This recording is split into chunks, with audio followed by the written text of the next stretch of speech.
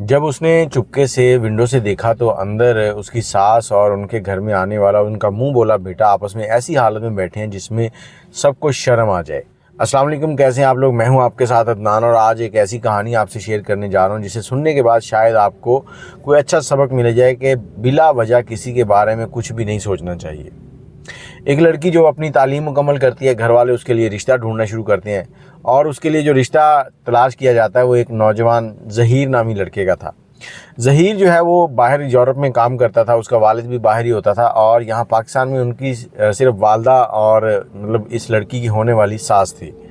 लड़का देखा, दोनों घर एक दूसरे के आना जाना हुआ और उसके बाद शादी के दिन रखे गए, रिश्ता हो गया, बारात आई, दुल्हन अपने घर चली गई। जब ये अपने घर गई तो उसने देखा कि इसकी सास जो है बहुत ही नफीस है, 5 टाइम की नमाज़ पढ़ती हैं और रात को भी तिलावत करनी और दम वगैरह करके आयात पढ़ के पूरे घर पे फूंक मारनी और उसके बाद उन्होंने अपने कमरे में चले जाना। और इस घर के अंदर एक शख्स और था जो कि उनका मुंह बोला बेटा कहला रहा था। वो इस घर में रहता था और ये कहती कि जब मैं इस घर में शिफ्ट हुई तो मैंने बहुत सी अजीब सी चीज़ें देखी। मेरे शौहर मेरे साथ मेरे कमरे में सोते थे और जबकि मेरी सास जो है वो अपने अलग कमरे में सोती थी और उनके जो शौहर थे, मेरे शौहर के जो वालिद थे, वो एक अलग कमरे में सोते थे। और जो हमारे घर में लड़का था जो उनका मुंह बोला बेटा कहलाता था, उसका जब दिल करे आ जाता था, जब दिल करे चला जाता था। कुछ दिनों के बाद छुट्टी ख़त्म हुई, मेरे ससुर और मेरे शौहर जो हैं वो अपने काम पर वापस चले गए और कुछ वक्त तो बहुत अच्छा चलता रहा। मेरी सास ने क्या किया कि मेरा जो सारा सेटअप है ना सामान का, वो ऊपर वाले पोर्शन में शिफ्ट कर दिया कि मैं ऊपर वाले पोर्शन में रहूं और वहीं पर ज़िंदगी गुजारूं।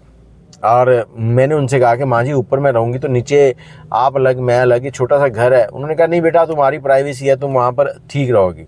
और उसके बाद कहती कि हमारे घर में जो उनका मुंह बोला बेटा था, वो जब भी आता था वो एक स्पेशल परफ्यूम लगाता था। वो परफ्यूम मेरे ससुर जो है वो बाहर से भेजते थे और वो परफ्यूम लगा के जब भी घर में आते तो मुझे ऊपर वाले पोर्शन में भी खुशबू आ जाती कि वो आ गए हैं। वो शादीशुदा थे और उनकी बीवी जो है जब हमारे घर आती है अपने शौहर के साथ तो वो अजीबोगरीब सी बातें करती। उनकी बातों से ये चीज़ जाहिर होती कि जैसे अपने शौहर के ऊपर शक कर रही है कि वो मेरी सास के साथ उसके कोई गलत तल्लुकात हैं। काफ़ी टाइम गुजर गया, मुझे भी थोड़ी बहुत खुंदक होने लगी कि ये नौजवान हमारे घर आता है और इस तरह अजीबोगरीब सी हरकत, इसका कोई टाइम टेबल नहीं है, कुछ नहीं है, और ये काम क्या करते हैं। और कहती कि मैंने 1-2 बार उनके ऊपर नज़र रखी, फिर मैंने कहा नहीं मेरा वहम है, मैं अपने कामों में लगी रहती और जब वो आते तो मैं उनके लिए चाय शाय का बंदोबस्त कर देती। और वो कहती कि वो बहुत ही अदब से कोई भी काम होता, मैं जैसे मुंह से कोई काम निकालती अपने शौहर को कहती तो मेरे शौहर भी उनको कहते और वो फौरी तौर पर काम करते। और उसके बाद कहती कि उनकी बीवी जो है वो एक दिन अपने शौहर के साथ हमारे घर आई हैं और मेरी सास ने और उन्होंने उनके मुंह बोला जो बेटा था उसने कहीं काम से जाना था और अपनी बीवी को उन्होंने हमारे घर छोड़ दिया। हम लोग सारा दिन बैठे रहे और जब उनके जाने का टाइम था उससे थोड़ी देर पहले वो मुझसे कहती कि मैंने तुमसे एक बात करनी है, अगर तुम इसको अपने तक ही रखो तो कहती मैंने कहा कि आप बोलें। कहती नहीं, मुझसे वादा करो कि ये तो बात तुम अपने तक ही रखोगी, इसे आगे किसी से नहीं करोगी। तो कहती मैंने उसे कहा कि चलें ठीक है। तो मैंने उनकी बात सुनना शुरू की। उन्होंने कहा देखो, मेरे शौहर की और तुम्हारी सास की जो आपस में बातें हैं, मैंने कई बार ऐसे नोट किया है कि इनके दरमियान माँ बेटे वाली कहानी नहीं है। कहने को तो ये माँ और बेटा बने हुए हैं लेकिन इनके दरमियान कोई और चक्कर है। तो मैंने उनसे कहा कि आप कैसी बातें कर रही हैं। कहती उसने कहा कि मेरी बात पर तब तक तुम इसको राज रखो जब तक तुम इस तय तक ना पहुंच जाओ। तुम इस घर में रहती हो, इनकी निगरानी करो और तुम्हें ज़रूर कोई ना कोई सबूत मिल जाएगा। कहती फिर वक्ती तौर पर तो मैंने उसे डांट दिया और कहा कि तुम बिला वजह परेशान हो रही हो और फजूल में ब्लेम लगा रही हो अपने शौहर के ऊपर और मेरी सास के ऊपर। लेकिन जब वो चली गई उसकी थोड़ी देर के बाद मेरी सास और उसका शौहर जो है वो आ गए और ज़्यादा टाइम नहीं मिला हमें बात करने का और उसके बाद वो लोग चले गए। मैं अपने कमरे में गई और सारी रात मैं सोचती रही। कई बार सोचूं कि अपने शौहर को बता दूं कि तुम्हारी वालदा जो है ये काम कर रही है, मुझे इस तरह से भाभी ने बताया है। लेकिन फिर मैं सोचूं कि मेरे शौहर जो है बिना सबूत के मेरे ऊपर ही न चढ़ दौड़े, मेरी क्या हैसियत रह जाएगी। कहती फिर मैंने नोट करना शुरू कर दिया। एक दिन रात के 1 बजे का टाइम था और मुझे खुशबू आई कि जैसे वो नौजवान हमारे घर आया और मैंने नीचे जाके देखा तो वो मेरी जो सास थी उनके कमरे में जा रहा था और मैंने कहा कि शायद कोई एसी वगैरह ख़राब होगा या कोई काम होगा जिस काम के सिलसिले से बुलाया होगा। तो मैं चुप करके अपने कमरे में चली गई। फिर वही शैतानी बातें कि मेरे जहन में तजस्सुस होने लगा कि ये क्या वजह हो सकती है, क्योंकि उसकी बीवी जो मेरे जहन में बातें डाल गई थी वो मुझे कहीं ना कहीं झंझोड़ रही थी, कुरेद रही थी और मैं सोच रही थी कि ये हो सकता है ऐसा ही हो, क्योंकि इतना फ्रेंकली कोई भी किसी के साथ नहीं हो सकता। तो फिर कहती कि एक रात ऐसे ही हुआ कि रात के 12 बजे का टाइम है और मैं निचले पोर्शन से पानी की बोतल उठाने गई थी, क्योंकि वो भाईजान जो है वो पानी की बोतल वहाँ रख के चले जाते थे और हमारे घर के जितने भी काम थे वो करते थे। मैं कोई भी काम अपनी सास को कहती थी तो वो फ़ौरन उन्हें कहती और वो फौरी तौर पर कर देते थे। कहती कि मैं पानी की बोतल लेने गई तो मुझे उसी परफ्यूम की खुशबू आई और मैंने देखा कि मेरी सास के कमरे से ना आवाज़ें आ रही हैं और मैं कहती पिछले तरफ से गई और मैंने पिछला पर्दा जब हटाकर देखा तो अंदर जो मेरी सास और वो नौजवान है वो ऐसे बैठे थे जैसे एक माँ बेटा नहीं बैठ सकते। मैंने वो लम्हा देखा 10 से 15 सेकंड, उसके बाद मेरे तो पैरों के नीचे से ज़मीन निकल गई। मैंने जूती उतारी और दबे पाँव अपने कमरे में चली गई। एक दिल करे कि मैं फौरी तौर पर अपने शौहर को बताऊं कि तुम्हारी माँ के और उस नौजवान के दरमियान ये चक्कर चल रहा है जिसको ये माँ बेटा का रूप दिए हुए हैं। फिर मैंने सोचा कि ऐसे तो ठीक नहीं है। फिर मैंने उसकी बीवी से बात की। मैंने कहा भाभी आप जो बात कर रही थी वो बिल्कुल ठीक है। तो उन्होंने कहा मुझे तो पहले ही शक था। तो अब कहती अपने शौहर को बताओ। कहती मैं शौहर को बताऊंगी, वो कहेगा सबूत। तो उसने कहा कि तुम वीडियो बना लो। कहती मैंने फिर उससे तो कह दिया कि मैं वीडियो नहीं बनाऊंगी, ये काम मैं नहीं कर सकती, लेकिन मैंने अंदर ही अंदर ठान लिया कि अब मैं वीडियो बनाऊंगी और इनको रंगे हाथों पकड़ूंगी। अब मैं मौके की तलाश में थी और कई बार मैंने देखना कि ये ड्राइंग रूम में नीचे बैठे होते थे और एक दूसरे के हाथ के ऊपर हाथ मारना और बातें करना, और इनका जो बोलने का लहजा था और बातें थी वो बड़ी अजीब थी। तो मैंने इनके कुछ क्लिप वो लिए और एक रोज़ तो मुझे ऐसा एक क्लिप मिला कि जो किसी भी माँ और बेटे के दरमियान नहीं हो सकता। वो तो ऐसा था जैसे मियाँ बीवी होते हैं। मैंने वो तकरीबन 50-60 सेकंड का एक क्लिप रिकॉर्ड किया और अपने कमरे में चली गई और मैंने उसकी बीवी को बताया कि मैंने आज एक क्लिप रिकॉर्ड किया जिससे ये पक्का हो जाएगा कि इन दोनों के दरमियान में कोई चक्कर है, लेकिन मैं ये क्लिप तुम्हें नहीं दे सकती। उसने बहुत मिन्नत तरले किए, मुझे बहुत उसने फोर्स किया कि ये क्लिप मुझे दो, मुझे तो ये चाहिए, मेरी तो ज़िंदगी ख़राब की हुई है तुम्हारी सास ने, मेरे सुहाग के ऊपर डाका डाला हुआ है। तो कहती कि मैंने उसे वो क्लिप नहीं दिया। मैं 15 से 20 दिन इसी तरह से खामोशी से उसको रोज़ देखती और मैं सोचती कि अपने शौहर को भेजूँ।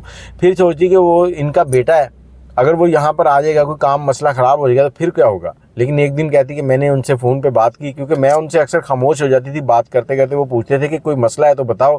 कहती मैंने उनसे बात की और उन्हें कहा कि अगर कोई बंदा ऐसे कोई इस तरह के मामला तो घुमा फिरा के थोड़ी सी मैंने बात की। तो उन्होंने कहा जी तुम सीधी सीधी बात करो, क्या कहना चाहती हो। कहती मैंने कहा मैंने एक वीडियो देख रही थी। उन्होंने कहा वीडियो शीडियो ना देखा करो, ये सब गलत होती हैं। तो कहते कहते मैंने उनसे कहा कि मैं आपको एक वीडियो भेज रही हूँ, इस वीडियो को देखें और फिर मुझे बताएं। मैंने वीडियो उनको सेंड कर दी। उन्होंने जैसे ही वीडियो देखी, कुछ 10 सेकंड गुजरे थे और उनकी कॉल आ गई मुझे, और उन्होंने अपनी माँ को बुरा भला कहना शुरू कर दिया, ये औरत क्या कर रही है, ये शख्स हमारे घर में क्या कर रहा है, मैं इसको छोड़ूंगा नहीं, मुझे आने दो। अब वहाँ पर उसने छुट्टी लगवाई, अपने बाप को भी कहा, दोनों ने छुट्टी लगवा ली और मुझे उन्होंने बताया कि हम 15 से 20 दिन के अंदर अंदर हम पाकिस्तान पहुँच रहे हैं। वो तारीख मुझे बता दी। और उधर जो मेरी सास है वो मुझे कहे कि बेटा जो है वो फ़ोन नहीं उठाता, अब मैं क्या करूँ। तो मैं उनसे क्या कह सकती थी। सास कहे कि मेरी बात करवाओ अपने नंबर से, मैं उसको ज़रा सीधा करूं। और उधर मैं अपने शौहर से कहूं कि आप अम्मी से बात करें, तो वो बात नहीं करना चाहते थे। वो कहते थे मैं इस औरत का सारा हल निकालता हूं, मुझे आने दो पाकिस्तान, फिर एक जगह ही बात होगी। तो इसी तरह से वो दिन आने लगे, मैं दिन गिनने लगी कि कब वो पहुंचेंगे और क्या होगा। और साथ ही मुझे ये भी था कि अगर उन्होंने आकर यहाँ कोई ऐसा कदम उठा लिया जिससे उनको कोई ख़तरा हो गया, वो जेल चले गए या कुछ और हो गया, तो मेरा क्या बनेगा। मैंने वैसे तो वो बात जो है वो उनसे कर दी, लेकिन उसके बाद के जो रिएक्शन थे वो बाद में जब सोचे तो मुझे पता चला कि ये तो मैंने बहुत गलत कर लिया है। और दूसरी तरफ उनकी बीवी जो है वो भी उनको दबे लफ्ज़ों में कुछ ना कुछ कहना चाहती थी, तो वो भी कुछ कह नहीं रही थी। भाभी जो है मुझसे कहती थी, अक्सर फ़ोन करती थी, तो मुझे वीडियो दो फिर मैं इनसे पूछूं। वीडियो मैंने उनको नहीं दी। और फिर वो दिन आ गया जब उन्होंने पाकिस्तान आना था। वो पाकिस्तान आए और मेरे शौहर भी हैं, मेरे ससुर भी हैं। हम 2 गाड़ियों में उनको लेने गए। मेरे शौहर और मेरे ससुर जो हैं वो मेरे वाली गाड़ी में बैठे और हम आ रहे हैं, और दूसरी गाड़ी में वो हमारे भाईजान और उनकी बेगम और मेरी सास जो हैं वो आ रहे थे। हम घर पहुँचे हैं। घर पहुँचने के बाद खाना खाया और मेरे शौहर जो हैं वो एक एक्टिंग कर रहे थे, रस्मी सी गुफ्तगू। और जैसे ही खाना शाना खा लिया तो उसके बाद उन्होंने खड़े होकर कुछ तमहीद बांधी और उसके बाद उन्होंने अपनी वालदा को मुखातब किया। जब वो मुखातब कर रहे तो मेरे ससुर ने देखा कि कोई मामला गड़बड़ है। मेरे ससुर ने खड़े होकर उसे डांटा, लेकिन वो खामोश नहीं हुए। उन्होंने सारी बात करनी शुरू कर दी। आखिर उन्होंने कहा कि क्या मसला है। उन्होंने कहा ये वीडियो, मेरे ससुर ने जस्ट वीडियो देखी ही थी और उसके बाद उन्होंने अपने बेटे के मुँह पर 5-7 थप्पड़ दे मारे। उन्होंने कहा बदतमीज़, ये वीडियो बनाई किसने है। तो मेरे शौहर ने मेरी तरफ इशारा किया, मेरे ससुर ने मेरी तरफ देखा और कहा कि ये वीडियो किस किस के पास है। मैंने कहा कि मेरे पास और मेरे शौहर के पास है। तो उन्होंने कहा फ़ौरन वीडियो डिलीट करो। मेरे शौहर कहता कैसे डिलीट कर दूँ, ये क्या कारनामे कर रहे हैं, हमें कह रहे हैं हम माँ बेटा और इधर ये रंगरलियाँ मना रहे हैं। तो मेरे ससुर जो हैं वो रोने लगे और उन्होंने हमसे वीडियो डिलीट करवाई। वीडियो डिलीट हुई, उसके बाद उन्होंने खड़े होकर कहा कि अब मैं तुम्हें बताता हूँ कि असल मसला क्या है। ये नौजवान हमारे घर काम करता था, और हम बाहर रहते थे यूरोप में, ये भी वहाँ पर मुलाजमत के लिए गया हुआ था। और मैं और तुम्हारी माँ जो है कहीं जा रहे थे और उस रास्ते में हमारा एक्सीडेंट होता है और मेरा नीचे वाला हिस्सा जो है पैरालाइज हो जाता है। उस पैरालाइज होने के दौरान इस नौजवान ने मेरी बड़ी खिदमत की और उसके बाद मैं रिकवर हुआ। जब मैं रिकवर हुआ मेरा नीचे वाला हिस्सा तो ठीक हो गया, लेकिन मैं सेक्सुअल तौर पर बिल्कुल ख़त्म हो गया। मैं ये कह लें कि उसके बाद बच्चे पैदा क्या करना अपनी बीवी के काबिल भी नहीं रहा। तो उसके बाद मेरी ये जो बीवी है इसने कहा कि मैं तो इस तरह ज़िंदगी नहीं गुजार सकती, मेरी तो ये ज़रूरत है। और ये बात इसकी बहुत बेहतरीन थी। इसने मुझसे जब ये सब कुछ कहा तो मैंने कहा चलो ठीक है, मैं तुम्हें तलाक दे देता हूँ।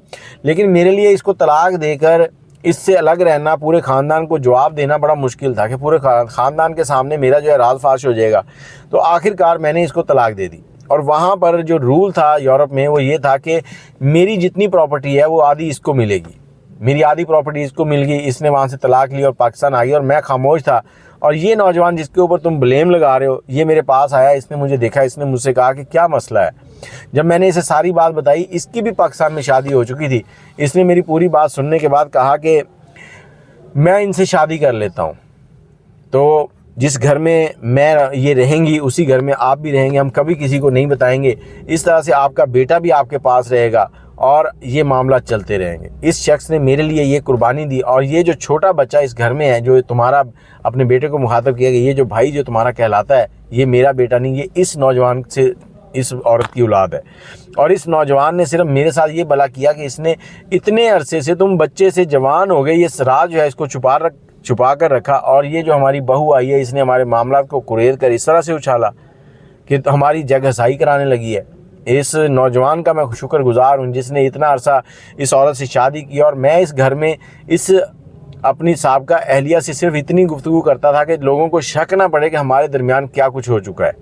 उसके बाद उनका बेटा जो है वो रोने लगा और मेरे ससुर जो हैं वो भी धाड़े मार मार कर रो रहे थे कि जो राज मैंने इतने सालों से दबाए रखा था तुम लोगों की गलती की वजह से आज वो खुल गया। तो उसके बाद उन्होंने कहा कि कोई भी बात होती है उसके पीछे तहकीक ज़रूरी है, ये नहीं कि बात को देखा और सोचा ना समझा और उसको आगे फैला दिया।